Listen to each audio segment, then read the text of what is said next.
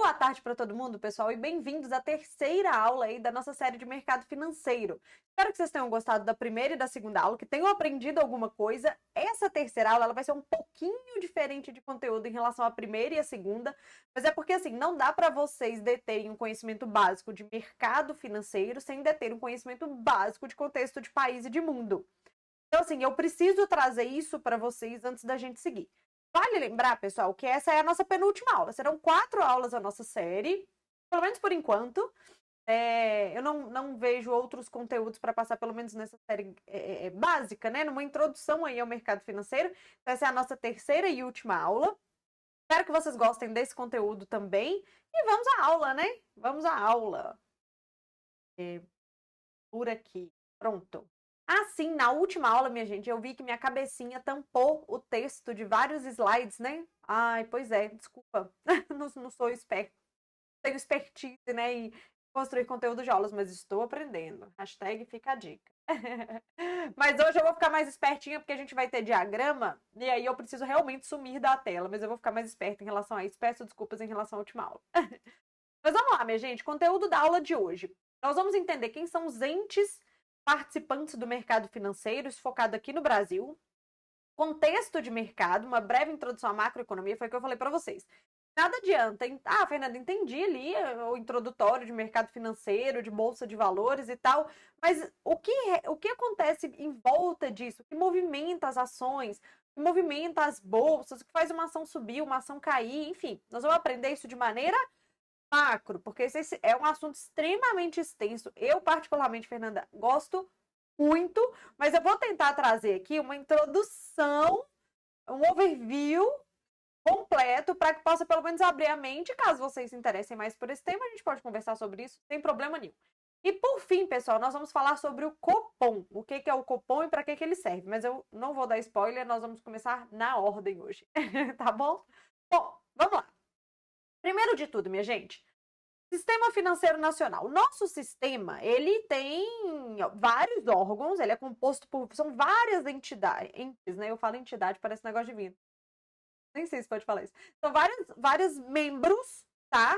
Que compõem o nosso sistema financeiro nacional para que as coisas aconteçam. Para que a gente transmita a confiança que o investidor precisa para o Sheik árabe lá da primeira aula. Estão lembrados? Lá da primeira aula, possa investir aqui no Brasil. Então, assim, precisa existir cada órgão com sua respectiva função e que eles cumpram os seus papéis dentro desse sistema amplo, tá? Então, vamos lá. Dentro do Sistema Financeiro Nacional, minha gente, deixa eu ver se eu tô tampando. Não tô tampando nada. A gente tem ele é dividido em 3. Uma parte que vai cuidar de moeda, crédito, capitais e câmbio. Uma parte que vai cuidar de seguros privados e uma parte que vai cuidar de previdência. A previdência fechada. A gente vai se atentar ao quadradinho amarelo que eu marquei para vocês aqui, tá? Que é o que nos interessa nessa série gratuita. Então, vamos lá. Dentro desta divisão, onde nós temos os membros que regulam, que governam, que gerem, que operam moeda, crédito, capitais e câmbio. Primeiro de tudo, minha gente, nós temos o órgão normativo, que é o Conselho Monetário Nacional, CMN. Tá? O Conselho Monetário Nacional ele é formado pelo presidente do Banco Central, atualmente Roberto Campos Neto, pelo ministro da Fazenda, o Fernando Haddad, e pela ministra do Planejamento, Simone Tebet. Esse Conselho Monetário Nacional, pessoal, ele é responsável por organizar todas as diretrizes desta parte do nosso sistema financeiro nacional. Então, as regras, as regulamentações, é tudo determinado pelo Conselho Monetário Nacional. Destaque extremamente importante aqui. É este Conselho Monetário Nacional que determina a meta de inflação do nosso país. Então, esse conselho senta, certo? Ele senta, discute baseado em dados, em estatísticas, em apurações, enfim, são feitas, baseado num tanto de dado e informação e, eventualmente, numa diretriz de governo, eles determinam, eles falam, ok, a inflação do país, a inflação do Brasil vai ser 3% a meta. Essa meta, determinada por esse conselho, vai ser perseguida pelo Banco Central, que eu vou falar já já. Então, assim, uma das coisas mais práticas, né, e palpáveis, porque a gente pode entender que esse conselho faz é determinar a nossa meta de inflação e o período em que ela vai ser apurada. Recapitulando para vocês, em junho agora, a gente teve a reunião do Conselho Monetário Nacional, eles mantiveram a meta de inflação do Brasil, porém eles mudaram o período, porque antigamente a gente tinha que atingir a meta em um ano, tá? A meta de inflação. Agora não mais, eles chamam isso de período contínuo. Vale lembrar que vários países já usam esse sistema contínuo. Você olha para um horizonte de até 24 meses e tal, para poder atingir a meta. As regras vão ser bem definidas, bem desenhadas, mas isso foi definido, é um exemplo que eu estou dando para vocês. Isso foi definido na reunião de junho. Então, o Conselho Monetário Nacional é este órgão maior que tem por objetivo, né, e assim, o core dele é justamente criar as normas que vão gerir todo o nosso sistema financeiro no que tange moeda, crédito, capitais e câmbio. Ok? Bom, supervisionando, quem que nós temos? Dois. Banco Central do Brasil e a CVM, que é a Comissão de Valores Mobiliários. Eu vou começar pela CVM. Lembra quando eu expliquei para vocês lá na primeira aula que para o Sheik árabe se sentir seguro de que ele poderia vir para o Brasil, investir na nossa bolsa, investir na empresa da Fernanda de Tijolos, a gente precisava de um órgão que transmitisse essa confiança para que o Sheik árabe pudesse, quando quisesse entrar com o dinheiro dele, entrasse, mas quando quisesse sair, ele também conseguiria fazer. Ele não seria, roubado, enganado, trapaceado ou qualquer outra coisa. Esta segurança em que o nosso sistema transmite aos investidores é a CVM, certo? É a CVM quem faz isso. Então, ela audita, ela acompanha, né? Ela faz todo esse papel de supervisionar mesmo todos esses entes daqui de baixo, ok?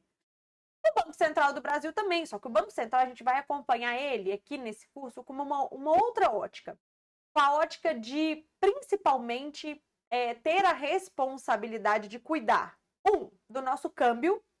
Então, o Banco Central ele é responsável por cuidar do câmbio do Brasil. Vamos supor que o nosso dólar começa a subir por questões especulativas, ou seja, porque assim, minha gente, uma coisa é o dólar subir no mundo, cenário, ok? Outra coisa, e aí o nosso dólar sobe junto, né, porque a gente vive num mundo globalizado. Outra coisa é só o nosso dólar aqui disparar por uma questão especulativa, pronto. Nesse caso de distorção do que está acontecendo com o mundo, ou alguma situação aqui do Brasil, obviamente, o Banco Central atua no sentido de controlar este câmbio, certo? Essa é uma das funções do Banco Central do Brasil. Uma outra função do Banco Central do Brasil, minha gente, é atingir a meta de inflação. Vamos lá. O Conselho Monetário Nacional definiu a meta de inflação do país? Pronto. O Banco Central tem que ir lá e atingir essa meta. Inclusive, se ele não atinge essa meta, ele tem que fazer uma cartinha para o ministro da Fazenda explicando por que ele não conseguiu atingir. Ok? Então, o Banco Central, e como é que... Ai, tá com som. Vou tirar, peraí. E como é que o Banco Central, minha gente, ele persegue a meta de inflação com a chamada política monetária, que já vou falar sobre isso para vocês, tá? Então, temos dois órgãos supervisores aqui no nosso sistema, o Banco Central e a CVM. E o restante, minha gente? O restante são os operadores, aqueles membros em que fazem o negócio acontecer, em que fazem o show acontecer. Então, aqui nós temos a nossa Bolsa de Valores, que aqui no Brasil a gente tem uma que faz o papel das duas, tanto da Bolsa de Valores quanto a Bolsa de Mercadorias e Futuros. Na aula anterior, lembra que eu contei a historinha para vocês? Era importante por causa disso, que aí vocês entendem a junção dessas duas aqui no Brasil. Tá? Então, a gente tem a Bolsa, que faz acontecer ali, né, que negocia as ações, que disponibiliza as ações, o sistema, não só as ações, né, todos os produtos financeiros, sistema, cumpre as regras determinadas aqui pela CVM, por aí vai. E a gente tem outros membros, operadores aí, né? Banco, Caixa Econômica, administradora de consórcio, cooperativa de crédito, corretoras, instituições de pagamento e demais instituições não bancárias. Então, essa turma aqui, essa turma toda aqui, mais alguns, compõe, mais os investidores, né? Compõe aí o nosso mercado financeiro no que tange moeda, crédito, capitais e câmbio, tá? Uma coisa que eu gostaria que vocês se atentassem é essa caixinha aqui, ó. Corretoras. Por quê? Porque, vamos lá, é este operador aqui que vai fazer a ponte entre você e o seu investimento com a Bolsa de Valores, tá? Vamos para o próximo slide. Bom, tô tampando? Não tô tampando. Vamos lá. Você quer fazer os seus investimentos, tá? Seja na bolsa de valores, como por exemplo comprar ações, ETFs, fundos imobiliários, commodities, juros, contratos futuros, opções, todos aqueles produtos que eu expliquei para vocês na aula anterior. Ou não, na verdade eu estou querendo comprar um fundo de investimento que não é diretamente na bolsa de valores, mas é através desta operadora aqui que é a corretora. Como é que você vai fazer? Vamos lá, minha gente. Lembra lá na primeira aula que eu falei para vocês, assim, ó, vamos supor que você queira comprar ações de Petrobras. Petrobras é como PETR04 ou PETR03, né? Petro. Você quer comprar ações de Petro, o que você faz? Você vai ligar lá na Petrobras e falar, alô Petrobras, deixa eu te falar, tô querendo comprar uma ação sua aqui, como é que faz? Não é assim, minha gente. Falei com vocês isso lá na primeira aula. Então, Fernanda, como que tem que fazer? Vamos lá. Você vai mandar uma ordem de compra, ou seja, virar para a corretora e falar, corretora, na verdade hoje é online. Ou você pode fazer isso via home broker. O que é home broker? Tem aplicativo para tudo hoje em dia, minha gente. Você vai baixar o aplicativo da sua corretora, vamos supor aqui, BTG, mas pode ser XP, Genial, que mais? A Warren, a Capital, enfim, tem várias corretoras. Você vai ter a sua corretora, tá? Você vai baixar o aplicativo dela no seu celular, ou você vai entrar no site lá pelo computador, tá? Vai entrar, fazer seu. Você tem que fazer seu cadastro, abrir sua conta. Abre conta em corretora, minha gente, igual banco, tá? Igualzinho. Vai abrir sua conta lá na sua corretora, entra na corretora, vai ter um lugar lá que vão ter todos esses produtos que eu falei para vocês, todos. Você vai ter que fazer uma pesquisazinha para poder encontrar. Esse ambiente ali em que você consegue ver as ações, por exemplo, os produtos que tem na bolsa de valores e tal, é chamado de home broker. É um dos lugares, é um dos ambientes em que você consegue comprar ações da Petrobras. Outra forma é através de plataformas profissionais, mas isso é mais para quem opera como eu. Aí eu uso, por exemplo, o Profit Pro, que é da Nelogica, mas isso é para quem opera no mercado financeiro, tem isso como profissão. Você que vai fazer o seu investimento, vai fazer num aplicativo do seu celular, provavelmente, ou num site no computador. Qual? Da corretora. Então você vai ter que abrir uma conta em uma corretora. E aí você vai falar com essa corretora via aplicativo. Corretora, quer comprar 100 contratos, 100 ações de Petrobras. Aí a corretora vai mandar esta ordem, ela tem a obrigação de fazer isso, para a Bolsa de Valores. E depois ela te dá a devolutiva. Ordem comprada. Agora você tem 100 ações de Petrobras.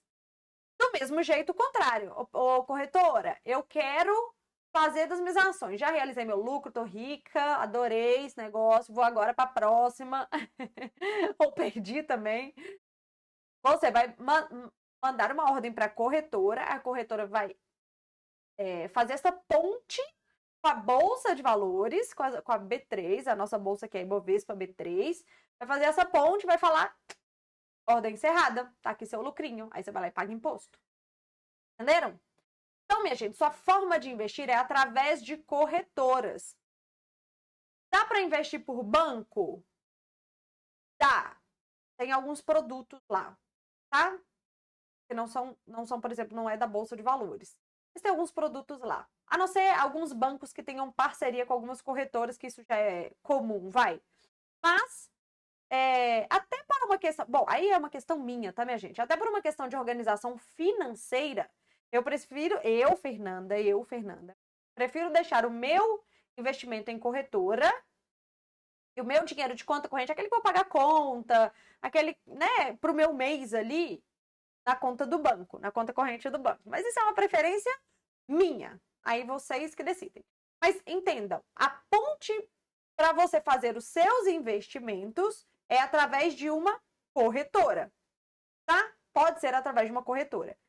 Quais são as corretoras? Já falei várias aqui para vocês. Tem BTG, tem XP, tem Genial, tem Rico, tem Active, tem Capital, tem Warren, tem um monte mesmo. Tem um monte. Cada uma tem suas regras, tem seus custos, tem custo. Tem custo, porque assim, ela vai fazer essa ponte, ela vai te cobrar alguma coisa por isso, obviamente. Não tem custo, tá? E nessas corretoras, minha gente, vamos lá. Aí tem essas corretoras todas que eu listei para vocês, e é como se elas fossem um polvo. sabe, um polvo com várias perninhas? Estão vendo minha mão? Então, é como se fosse um polvo com várias perninhas, em que cada perninha pode ser um agente ou um escritório autônomo. O que é isso? São empresas espalhadas Brasil afora que fazem essa ponte entre você e a corretora mãe ali e a bolsa de valores. Tá? Então, podem ter várias empresas que não têm o nome, por exemplo, XP. Podem ter várias empresas, agentes autônomos da XP espalhados no Brasil inteiro que vai conseguir fazer com que você faça essa ponte entre você, a XP e a XP com a bolsa de valores. Estes agentes, eles têm assessores de investimento em que eles podem te ajudar a fazer seus primeiros investimentos. Inclusive, eles são certificados para fazer isto, certo? Ponto de atenção aqui. Existem conflitos de interesse do mesmo jeito que o gerente do seu banco, um pouco menos do que o gerente do seu banco, mas ainda assim existe conflito de interesse. Pode ser que ele te indique produtos que não são bons para você, para o seu perfil, para o seu momento de vida, ou o produto não é bom mesmo para ninguém, tá? Porque ele tem uma meta a cumprir. Isso um assessor, isso um gerente de banco. Por isso que é bom você ter conhecimento sobre o assunto. Certo? Pronto. Então, vamos lá. Então, entendido que existe um sistema financeiro nacional com vários entes que eu expliquei para vocês para criar normas, para regular, para supervisionar, para cumprir meta de inflação e para fazer o show acontecer, bolsa de valores, as corretoras, os bancos, os agentes autônomos e por aí vai. E onde você entra, você faz a sua conexão com a corretora para que a corretora faça a conexão com a bolsa de valores. Ok? Entendido isto, vamos fazer agora, minha gente, uma breve introdução à macroeconomia. Isso daqui é muito legal. Vocês vão adorar. Juro. Espero de verdade que vocês gostem, porque eu acho incrível. Mas vamos lá. Eu vou dar uma introdução. É uma introdução, tá, minha gente? Então, assim, esse assunto ele é extremamente extenso, mas vocês têm que começar de algum lugar. E, de novo, pensando na Fernanda lá de trás, por onde ela deveria ter começado? Definitivamente por isso que eu vou explicar para vocês. Mas vamos lá. Vamos pensar aqui, minha gente, num país, tá? Num país em que nós temos famílias, pessoas, eu, você, todo mundo num país. E a gente tem empresas. E a gente tem um governo. Ok? Então vamos lá. De um modo geral, nós, famílias, entenda, né? Eu personifiquei os membros de uma sociedade, vai, entendam. As famílias, de modo geral, consomem das empresas. Vamos supor, neste exemplo aqui, que as famílias consumam um produto de R$100 da empresa X, tijolo, da Fernanda, lá de trás. R$100, certo? Bom, destes R$100, no nosso exemplo hipotético, R$40 fica para a empresa, eu paguei 100. R$40 fica para a empresa e R$60 é imposto que esta empresa tem que pagar para o governo todas as vezes que ela executa uma venda. Então, bom, ok. O governo vai pegar, minha gente, este dinheiro e, teoricamente, ele vai retribuir à sociedade em forma de, primeiro, pagar a máquina pública, né? Porque eles têm que pagar eles mesmos, funcionários, estrutura, luz, água, gás e tal, do próprio governo. Parte disso vira investimento para a sociedade. Estradas, ferrovias, expansão de aeroportos, por exemplo, energia elétrica, bom, para o que é estatal, enfim, volta em forma de investimento para a sociedade, ok? Ou, por exemplo, em forma de assistencialismo, né? Bolsa Família para as pessoas que são mais necessitadas, ou Minha Casa Minha Vida para estimular aí o consumo e dar a chance de pessoas com condições financeiras menores poderem comprar seu apartamento, por aí vai, tá? Então ele recolhe esse imposto e devolve para a sociedade de alguma forma. Vamos supor que ele precise devolver para a sociedade o custo total de todos os programas de governo, os investimentos, as obras e o próprio custo do governo para se sustentar seja R$200, quem der, seja R$200. Bom, se nesse exemplo aqui, minha gente, eu tenho que me esconder, né? Peraí. Tá, eu lembrei. Vou ficar bem pequenininha. Se nesse exemplo aqui ele recolhe R$60 de imposto, precisa, para a conta fechar, gastar 200, algo de errado não está certo aqui, não é? A conta não fecha. É igual a conta da nossa casa, minha gente, é a mesma coisa. Você ganha 1.000, gasta 1.200, esses 200, você faz o que com esses 200? É a mesma coisa. Bom, entendido este raciocínio, vamos dar o próximo passo. Então, minha gente, se ele não arrecada via imposto, se ele não arrecada... Tô tampando? Não. Se ele não arrecada via imposto, eu posso vir para cá, né? Para cá. Daqui a pouco eu sumo de novo, só para não ficar muito pequenininho. Se eles não arrecadam via imposto, o total de 200, ele arrecada só 60. Ele vai recorrer a quem? A dívida. O governo vai contrair dívida. É igual a gente. Se você ganha 1.000 e gasta 1.200, esses 200 você vai ter que pagar como? Fazendo um empréstimo para poder pagar esses 200. É igualzinho a gente, minha gente. Então, ele vai ter que contrair dívida. Dívida de quem? A gente vai no banco pegar dívida. Eles vão nos investidores, que inclusive podem ser bancos. Então, eles vão nos investidores. Podem ser bancos, podem ser fundos internacionais, podem ser estrangeiros, pode ser pessoa física. E como que isso funciona? Por quê? Ele vai contrair essa dívida para pegar essa diferença aqui de R$140 e a conta fechar.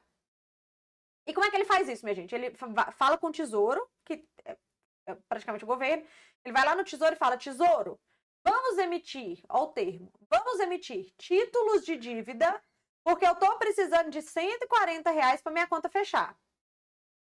Então, o Tesouro vai lá e emite título no mercado financeiro. Fala assim: ô, pessoal, investidores, eu tenho títulos aqui do governo, é um papel, tá? Antigamente, inclusive, era um papel, né? Agora é digital. É um papel digital, é um papel em que o Tesouro vai apresentar para o mercado financeiro e quem quiser compra. Então, quando a pessoa comprar, ela recebe este título e entrega o dinheiro para o governo. Entrega o dinheiro para o Tesouro, os R$140. O Tesouro vai pegar esses R$140 e falar: toma aí, governo, fecha a conta. Tá? Só que o governo vai ter que pagar essa dívida eventualmente. E aí, qual é a expectativa? A expectativa é que com este dinheiro que ele pegou emprestado via títulos de dívida, que ele pegou emprestado, ele vai devolver para a sociedade vai crescer, a economia vai expandir, porque ele não está investindo em obras, ele não está investindo em programas sociais para que as pessoas saiam da pobreza, consumam, ou do Minha Casa Minha Vida, comprem um apartamento, o dinheiro circule na economia, então a economia cresce. Com este crescimento, ele vai arrecadar mais imposto e pagar a dívida. Essa é a linha teórica de raciocínio. Ok? Mas o que acontece, minha gente? O investidor, quando ele pega esse título, ele topa comprar esse título do governo, né? Pegar esse título para ele ali, em que condição? Uai, se ele receber juros por isso, né?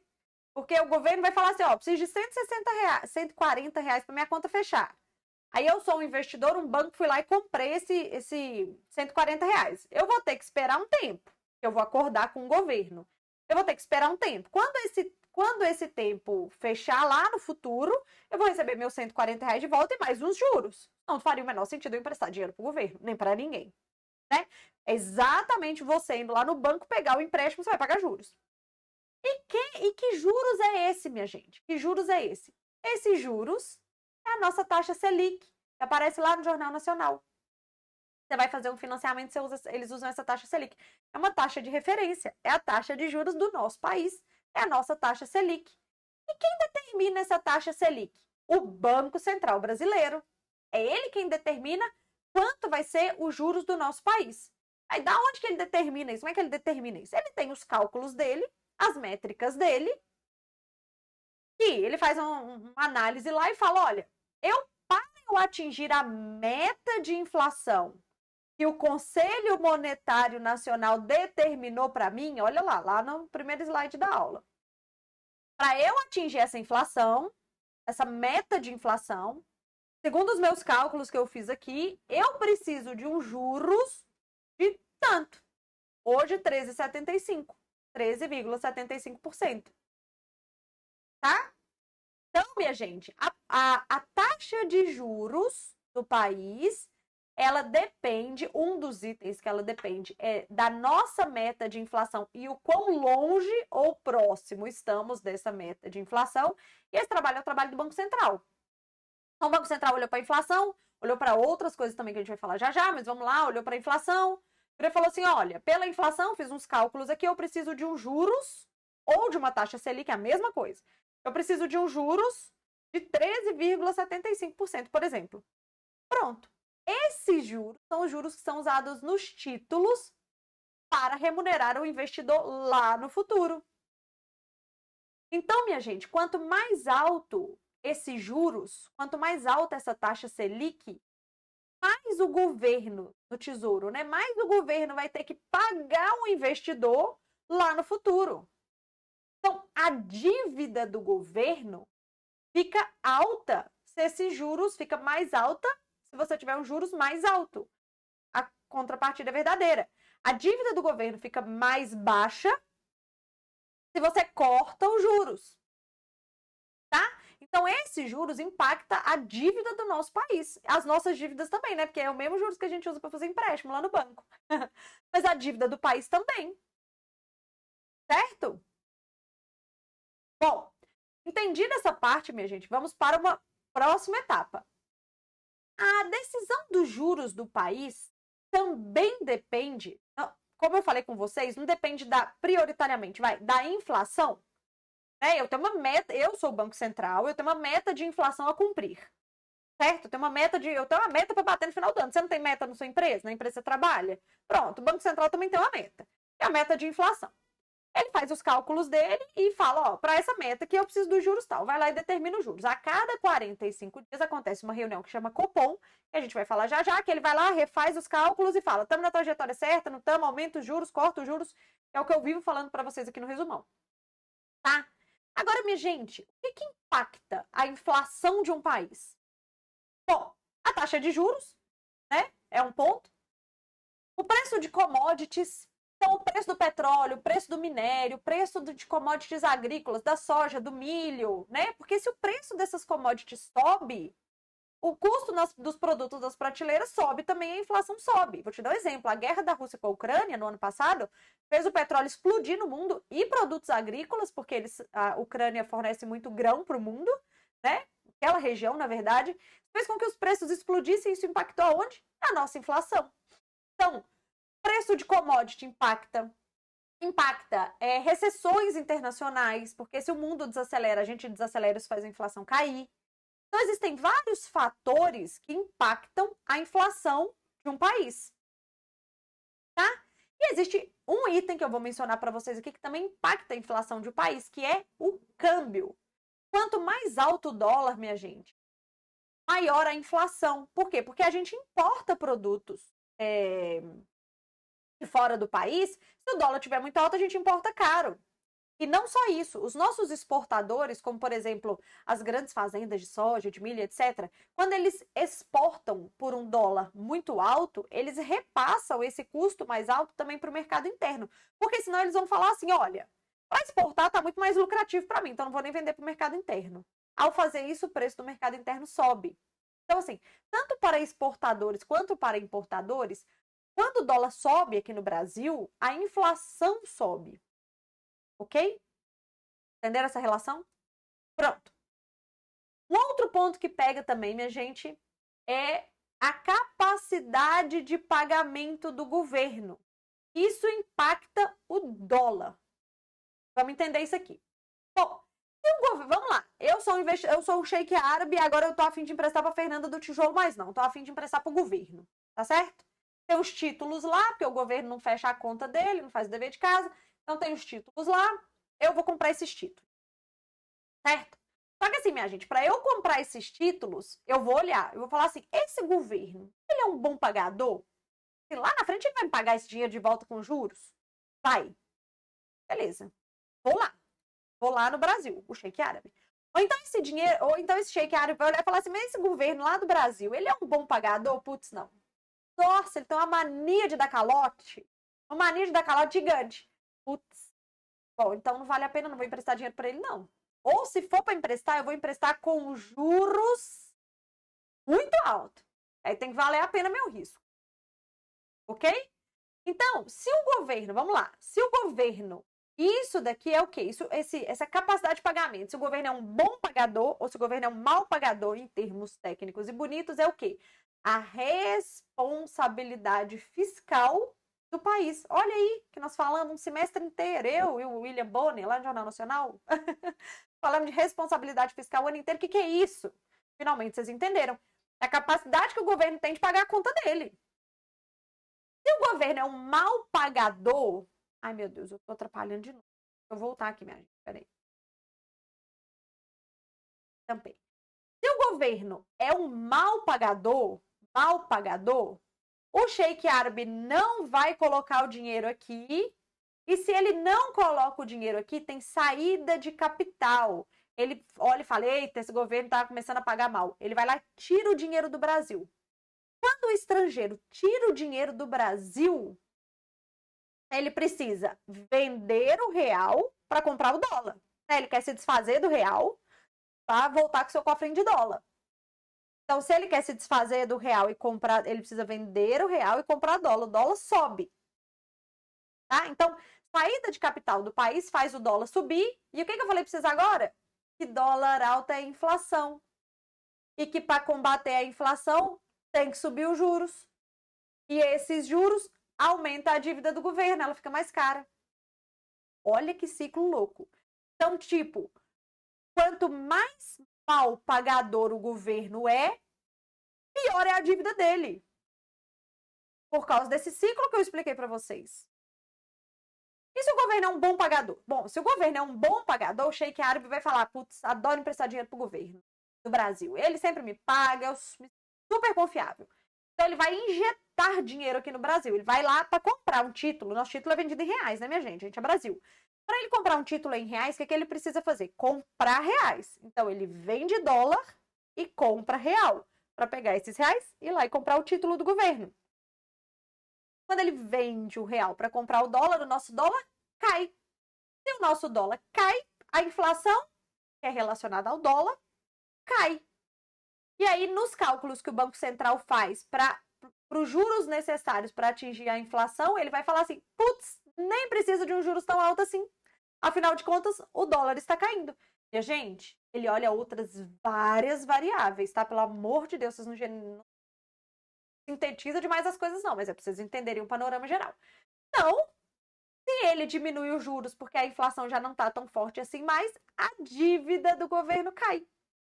Então, minha gente, se o governo é um bom pagador, ou seja, se o governo tem responsabilidade fiscal, estrangeiros querem investir aqui. E o dólar cai, e a inflação cai, e os juros caem. Nesta correlação. Existem outros milhares de fatores, mas nesta aqui é assim.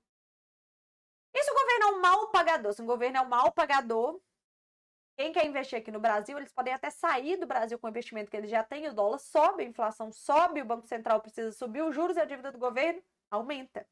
Então, responsabilidade fiscal, minha gente, o governo ter capacidade de pagamento, ser um bom pagador, é muito importante para o país. É muito importante para a dívida do país. Certo? E, por fim, eu vou ter que sumir com a minha carinha de vez. Por fim, que era o que eu queria mostrar para vocês. Vocês entenderam toda essa correlação aqui, né? Sabe essa taxa Selic, esses juros que eu falei em todo esse diagrama que eu fiz para vocês aqui?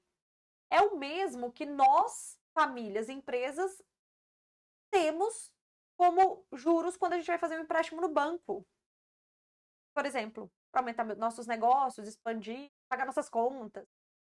É o mesmo juros. Então, minha gente, vamos lá. Se o governo é um mau pagador, não tem responsabilidade fiscal, o estrangeiro sai do país, a inflação sobe, o Banco Central precisa subir os juros para conseguir controlar a inflação, a dívida do governo fica mais cara. A nossa também. E o contrário, se o governo é um bom pagador, tem responsabilidade fiscal, os investidores se sentem atraídos, investem no Brasil, o dólar cai, a inflação cai, o Banco Central não precisa subir tantos juros, porque a inflação está caindo, os juros caem. É o mesmo juros que a gente usa. Então, minha gente, a responsabilidade fiscal do governo impacta nos juros que você pega no banco. Entendeu? Bom, essa daqui é uma linha macro, uma introdução à macroeconomia, mas só para vocês entenderem onde vocês entram, você, obviamente, onde a gente entra neste rolê todo de economia de um país. Ok? Agora vamos falar de investimentos aqui. Bom, e quando os juros estão altos por qualquer razão, quando os juros do país estão altos, o governo ele não precisa emitir títulos de dívida. Com esses juros aqui, que agora está alto, com esses juros aqui para os investidores comprarem, agora você é um investidor. E aí? De repente vale a pena. Você agora é um investidor. De repente, tá?